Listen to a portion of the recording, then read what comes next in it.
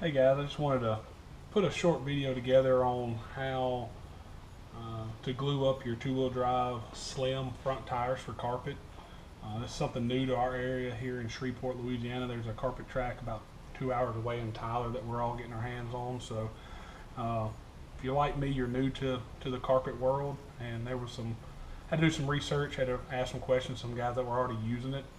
So I want to put a little short video together on how to glue up your two-wheel drive slims. It takes a little bit of modification on your front wheels.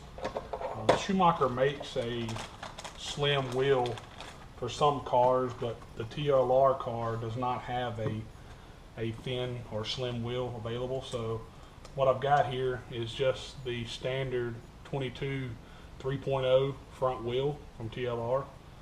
And then I've got the cut Stagger regular from Schumacher. And then I've got the cut Stagger low profile from Schumacher. Both of these tires run without the foams. So what I'll do is I'll show you how I do on cutting my front wheels down. There's a couple options here. Some guys choose to just cut them with Lexan scissors.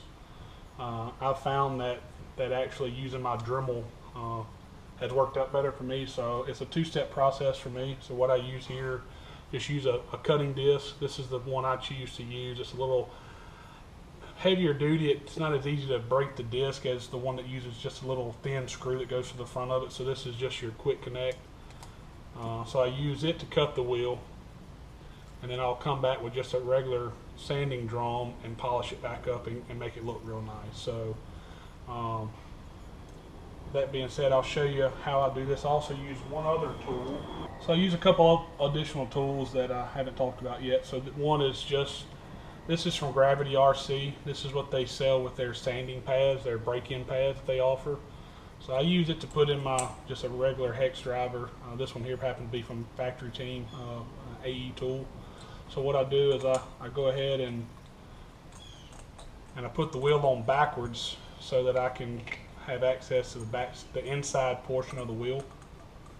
So go ahead and all you want to do here is just snug it down. It doesn't have to be real tight. You don't want to put a hex mark on the outside of your wheel, so just snug it down a little bit. And this is what I'll use to make sure I keep my fingers well away from the cutting blade. When you're doing this, can create some dust and some flying debris, so you want to make sure you use safety glasses on this, protect your eyes.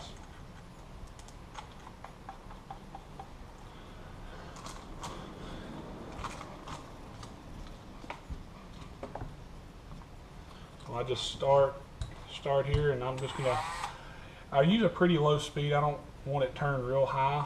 Just take my time. What I'm going to try to do here is I'm going to try to run this cutting wheel as close to the outside portion right here on this lip.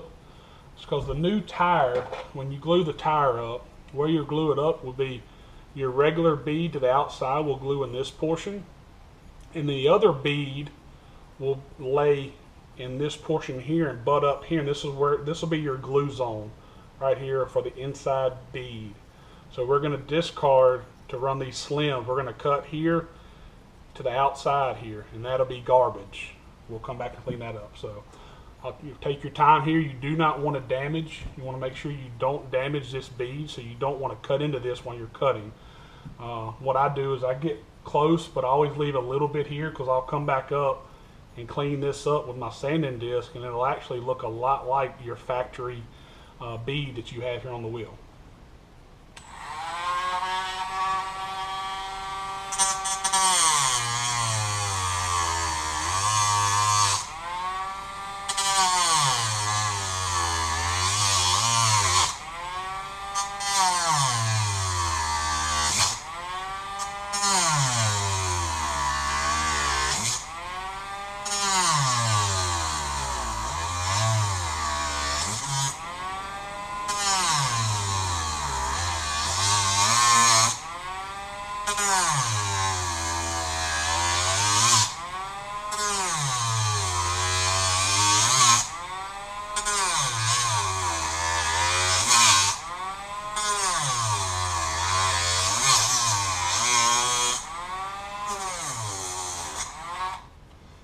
So as you can tell when you get done cutting, it's going to be rough a little bit. Some of that stuff kind of starts to melt even though I had it turned pretty low. So what we'll do is we'll swap to my regular sanding disc.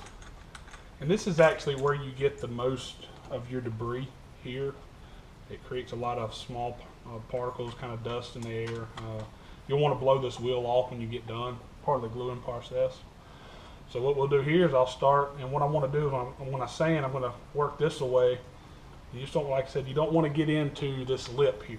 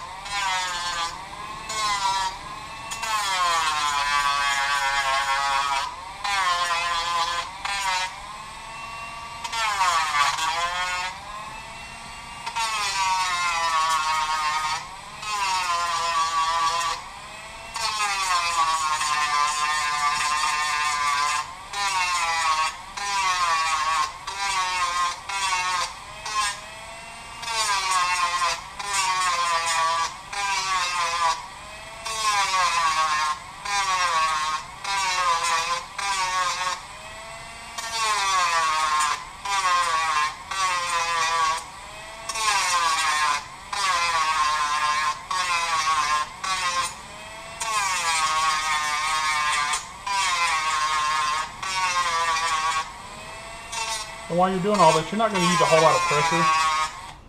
You don't want to really dig into it. You want to let the sanding disc do its work. So don't push real hard. You don't, like I said, you definitely don't want to get too far into the wheel.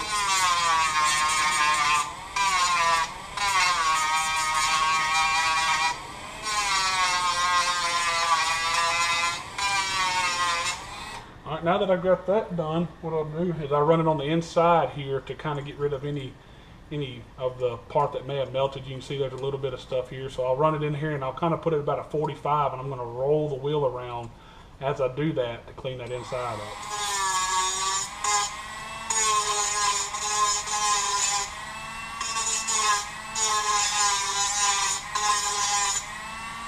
And it doesn't take long here to get this stuff out. You can see all this stuff falling off. At this point, what I do is I kind of just rub it off, and I'll look at it and see if I didn't quite get far enough down. There's a few places that you can still see. I'll take one more pass at it, and I'll roll the wheel around with my fingers. And now this time, you can blow it out and kind of look at it.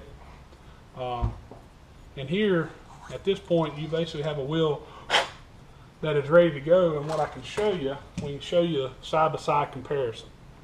So, you know, the lips there kind of look the same. You can tell how much thinner. You lost that one outside piece there. But as you can tell, it kind of resembles a factory look on the inside.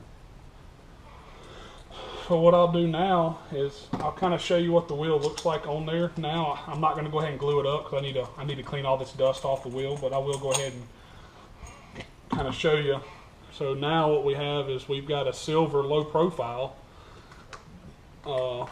Schumacher. Go ahead and stick it on there, and I can show you what it looks like when it's all done. So you go ahead and put your outside bead like normal, and then this inside bead is going to set right inside where you just got done cutting. So what you'd do here is you'd glue it just like normal. You'd peel it back, and you're going to lay your glue right inside there, and that'll be your new, what they call the slim 2-wheel drive front carpet tire. Have any questions, leave comments below. I'll look at them. Thank you. And I'll post all the part numbers and some of the tools that I use to do this. Thank you.